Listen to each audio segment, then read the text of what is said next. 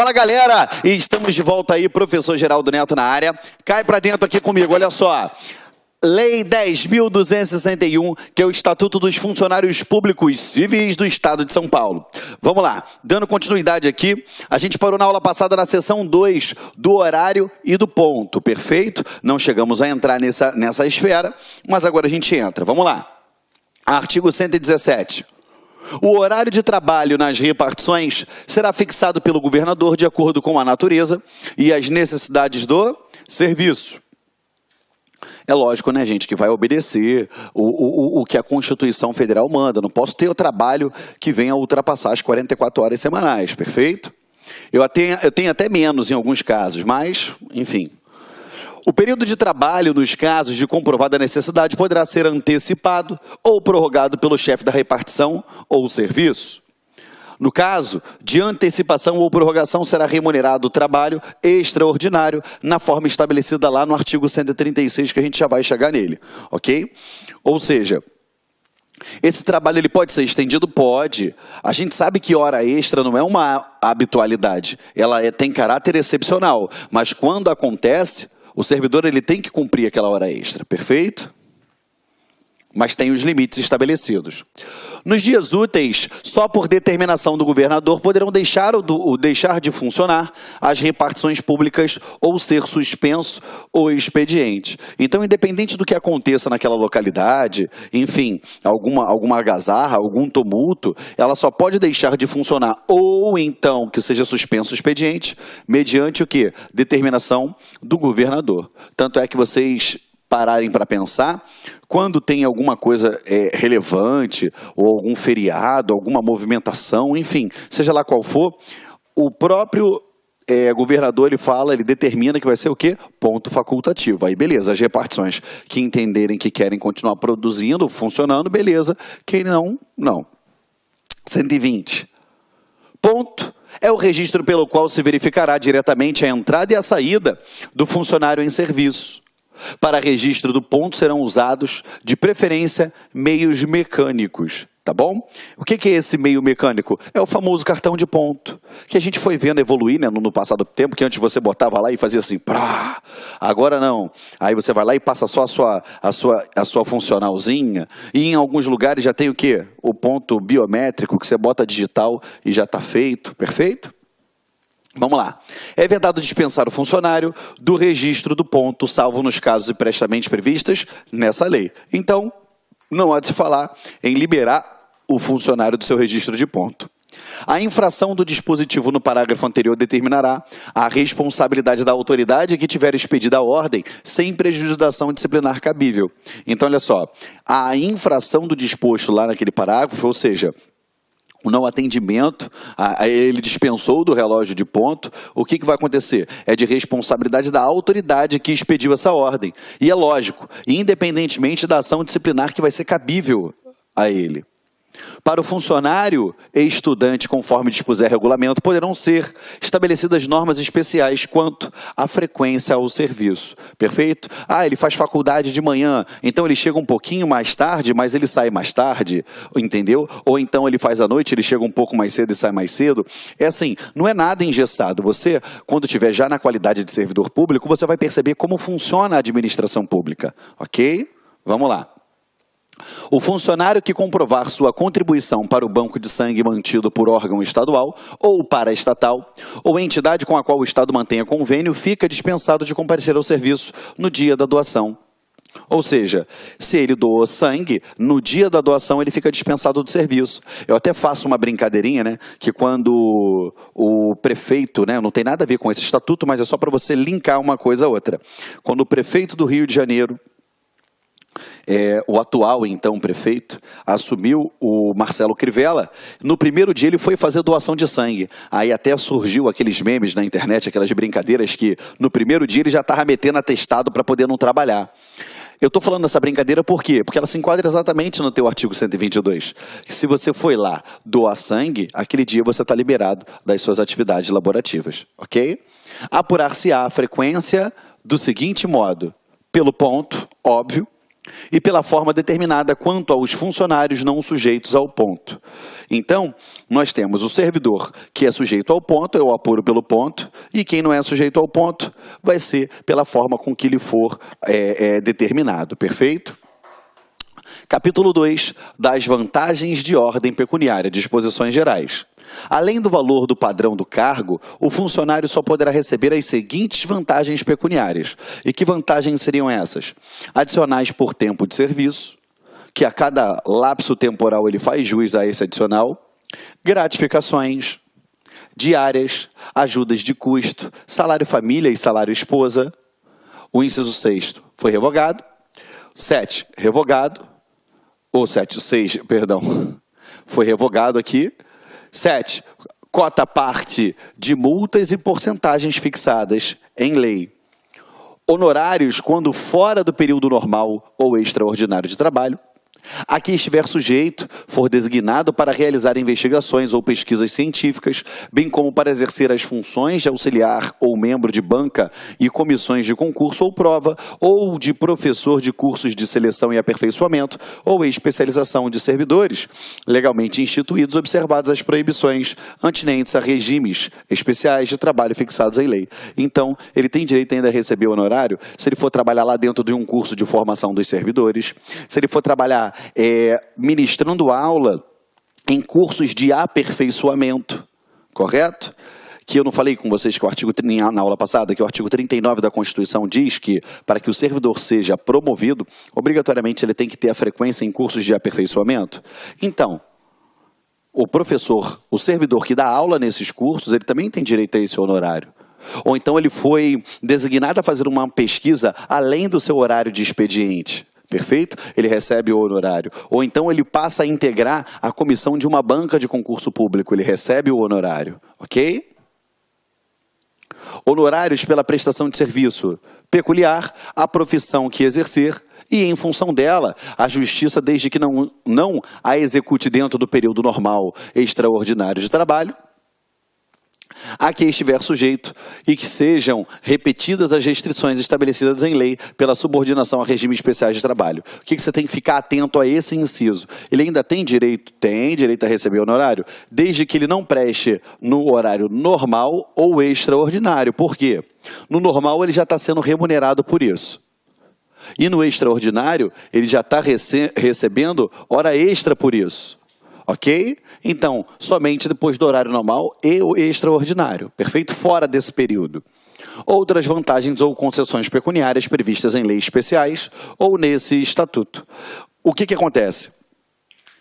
Esse daqui é genérico, perfeito? Mas eu tenho outras leis especiais que determinam e dispõem sobre alguns cargos em específico.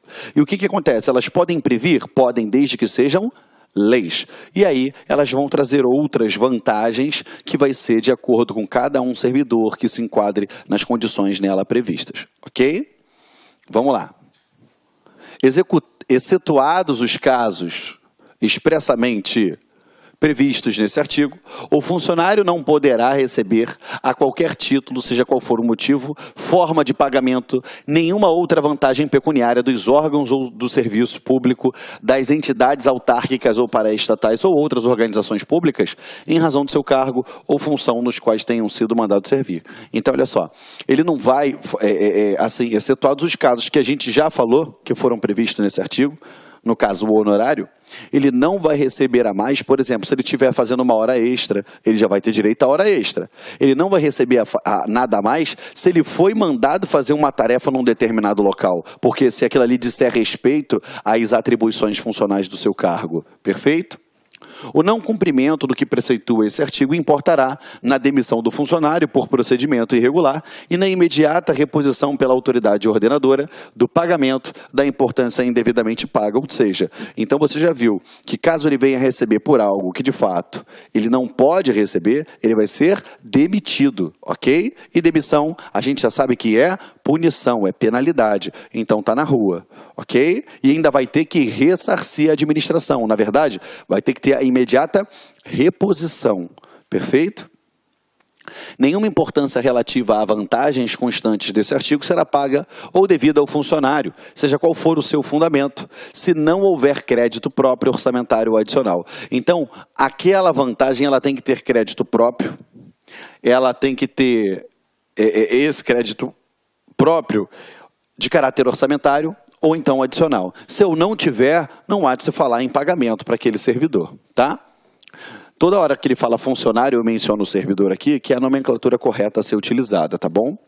125. As porcentagens ou cotas partes atribuídas em virtude de multas ou serviços de fiscalização e inspeção só serão creditadas ao funcionário após a entrada da importância respectiva a título definitivo para os cofres públicos. Então, olha só, eu posso ter algum servidor que venha ganhar algum tipo de porcentagem ou cota parte em virtude de multas ou serviços de fiscalização e inspeção?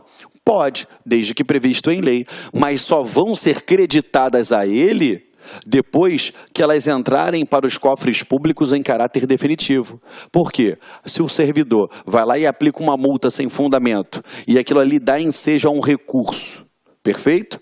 Aí, a partir do momento que ele deu a multa, ele já recebe aquela porcentagem, aí a pessoa recorre e, no final das contas, ela mostra que tinha razão e que não fazia jus tal multa, ou então que foi minorada, enfim. O que acontece?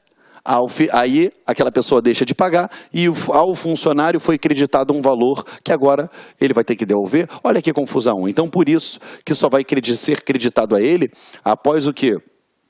O recebimento em título definitivo para os cofres públicos. Aí passa a ser acreditada a sua cota à parte ou porcentagem, tá? Artigo 126. O funcionário não fará jus à percepção de qualquer vantagem pecuniária nos casos em que deixar de perceber o vencimento ou remuneração, ressalvado o disposto no parágrafo único lá do artigo 160. Perfeito? Vamos embora. Adicional por tempo de serviço. O funcionário terá direito, após cada período de 5 anos, contínuos ou não, a percepção de adicional por tempo de serviço, calculado em razão de 5% sobre o vencimento ou remuneração a que se incorpora para todos os efeitos. Olha só, então vamos lá. Então, a cada 5 anos, e o que você tem que ficar na atividade, como meu pai falava, veaco, você tem que ficar atento. Eles podem ser contínuos ou não. Se você está naquele cargo, é lógico que vai ser contado contínuo. Mas se você é aquele cara que é o concurseiro por profissão, fez uma prova para um determinado órgão para ganhar 2.000, respirou fundo, trabalhou 2 anos, passou para um outro concurso público para ganhar 3.000, trabalhou ali mais 1 ano, respirou fundo, fez um outro concurso, passou para um outro concurso para ganhar 7.000, trabalhou ali mais 2 anos. Opa! Se você somar, você teve 2 anos do primeiro, 1 ano do segundo e mais 2 anos do terceiro. Aí você tem o quê? 5 anos? Tem. Você já vai ter direito ao... Você já completou esses 5 anos aqui? Sim, porque de acordo com o artigo 127, tem direito, após cada 5 anos, contínuos ou não. Desde que ele comprovou aquela prestação de serviço, ele vai ter direito. É esse aqui, ó, calculado em 5% sobre o vencimento ou remuneração a que se incorpora para todos os efeitos, ou seja, vai incorporar. Aqui, ó, vamos embora, continuando com vocês.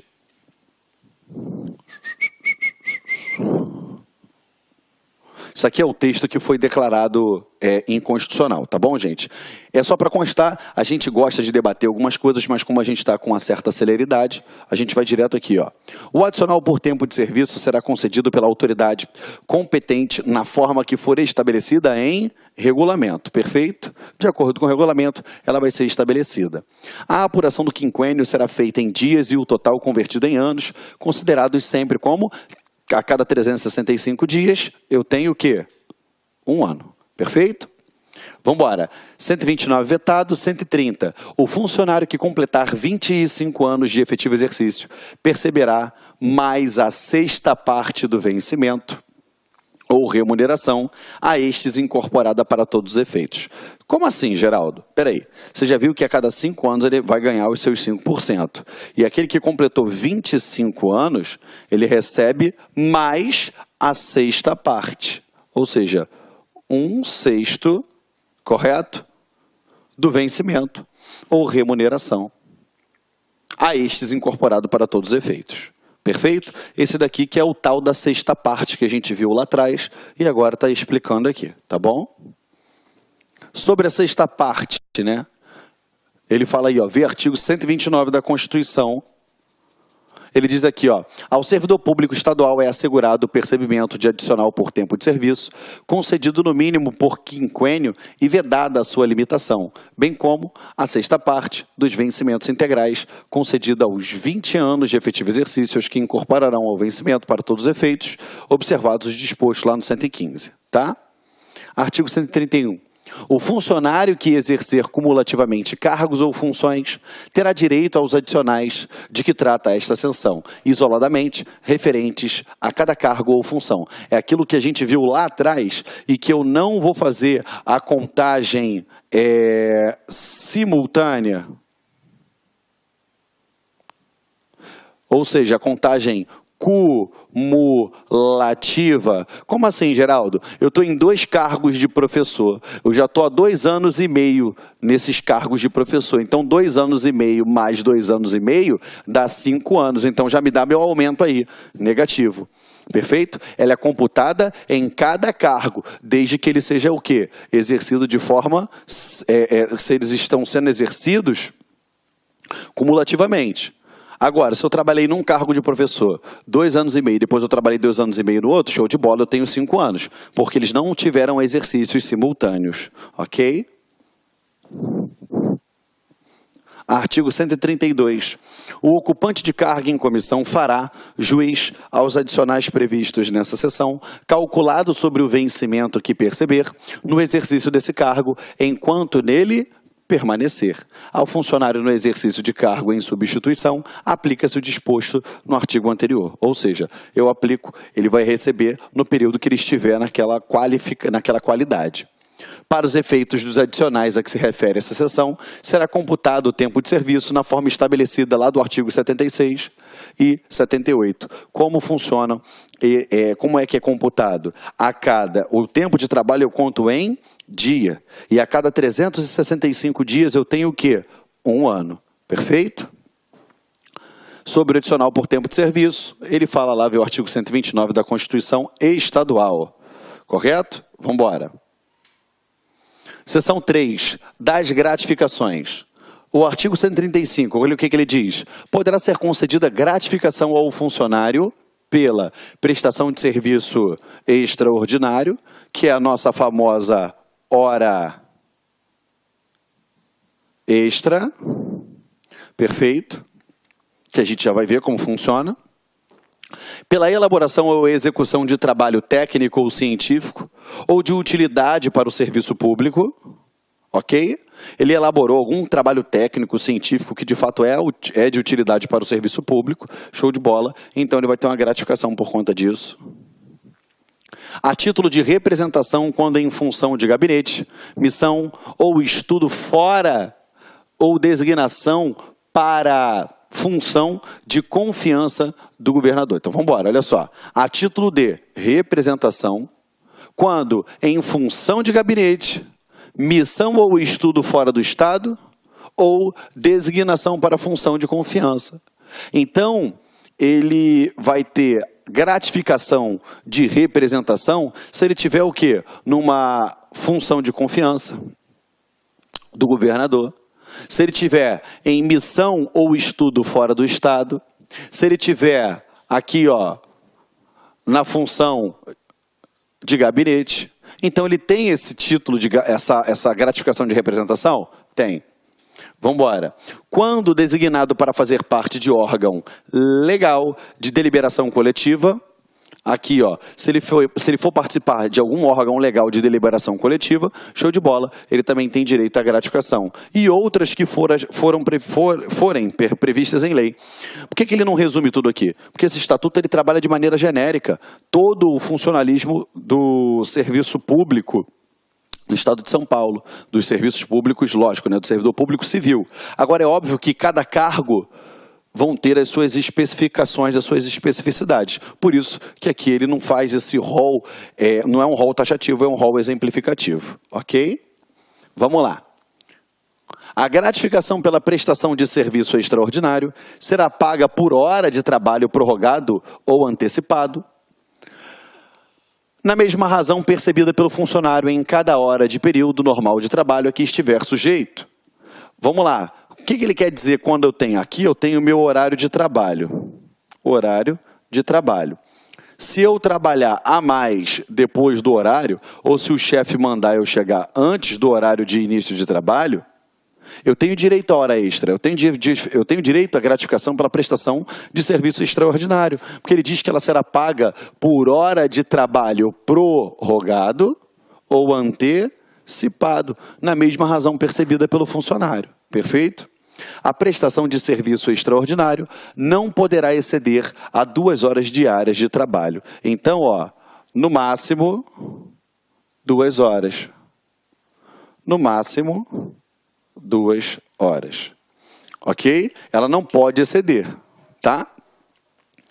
É vedado conceder gratificação por serviço extraordinário com o objetivo de remunerar outros serviços ou encargos. Ou seja, você vai prestar um serviço X, o encargo X, mas aí eu vou e te dou como se fosse hora extra que você estivesse fazendo. Não, porque ele está dizendo que é vedado a concessão da gratificação de hora de serviço extraordinário quando se tratar de outro encargo que não seja esse disposto no artigo 136. Tá? Vamos lá. O funcionário que receber a importância relativa a serviço extraordinário, que não prestou, será obrigado a restituí-la de uma só vez, ficando ainda sujeito à punição disciplinar. Então, volta para cá. Se lembra que quando o servidor ele tem algum débito com a administração pública, causou algum prejuízo, ela pode cobrar dele de forma a não exceder a 10ª parte da sua remuneração ou vencimento? Sim ou não? Aqui, você está vendo que a aplicabilidade é diferente? Ele recebe uma hora extra. Suponhamos que essa hora extra, essa quantidade de horas extras que ele recebeu, equivalham a, sei lá, 50% da sua remuneração ou vencimento. Aí, a questão de prova vai fazer o quê? Vai falar que ele vai ter que devolver para a administração pública no montante até 10% do valor da sua remuneração ou vencimento. Negativo, que quando se tratar desse caso, ele vai ter que restituí-la em uma só vez. Se ele recebeu 10 mil de hora extra, ele restitui 10 mil de uma vez só. Entendeu? Parágrafo 2º. Será responsabilizada a autoridade que infringir o disposto no caput desse artigo. Então, isso aqui é justamente para evitar o quê? Que aquela autoridade que tem os seus protegidos ali dentro fique chancelando hora extra, quando na verdade o servidor não fez nada de hora extra. Ok? Artigo 183. Será punido com a pena de suspensão e na reincidência com a demissão a bem do serviço público o funcionário que... Vamos lá. Então, primeiro é suspensão. Na reincidência, demissão. Perfeito? E a bem do serviço público. Aquele que atestar falsamente a prestação de serviço extraordinário. Então, ele atestou serviço extraordinário. Falsamente. Tem problema não. Recebeu? Me devolve de maneira integral e toma uma suspensão. Fez de novo? Eu demito esse cara. Que se recusar sem justo motivo a prestação de serviço extraordinário. Geraldinho, faz uma hora extra hoje aí que a gente precisa. Show de bola. E eu viro e falo o quê? Não quero fazer. Por quê? Porque eu não quero. Beleza? Toma uma suspensão. Na próxima vez, não quero de novo. Demissão a bem do serviço público. Então você está percebendo que essa hora extraordinária ela é de certa forma compulsória? Lógico, salvo se você não tiver um justo motivo. Poxa, Geraldo, fica depois do horário aí. Eu viro e falo, olha, eu sou separado, eu tenho uma filha, ela está no colégio me esperando para buscar. Não tem ninguém para buscar ela. Eu não tenho como fazer isso. Está vendo que isso é um justo motivo? Beleza. Ok? Vamos lá. O funcionário que exercer cargo de direção não poderá perceber gratificação por serviço extraordinário. Até porque, se ele estiver exercendo aquele cargo de direção, provavelmente ele já vai ter uma gratificação por aquele cargo que ele ocupa. O disposto nesse artigo não se aplica durante o período em que o subordinado de titular de cargo, nele mencionado, venha a perceber, em consequência do acréscimo da gratificação por serviço extraordinário, quantia que iguale ou ultrapasse o valor do padrão do cargo de direção. Tá?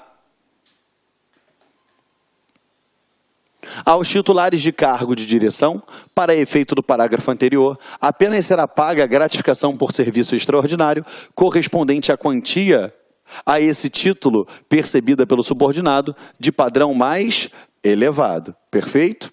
Artigo 140. A gratificação pela elaboração ou execução de trabalho técnico ou científico ou de utilidade para o serviço será arbitrada pelo governador após a sua conclusão. Então, uma vez concluído esse trabalho de utilidade para o serviço público, entendeu? Seja ele de natureza técnica ou científica, após apresentar o trabalho, o governador, ele vai fazer o quê? Aí sim ele atribui determinado valor àquilo ali.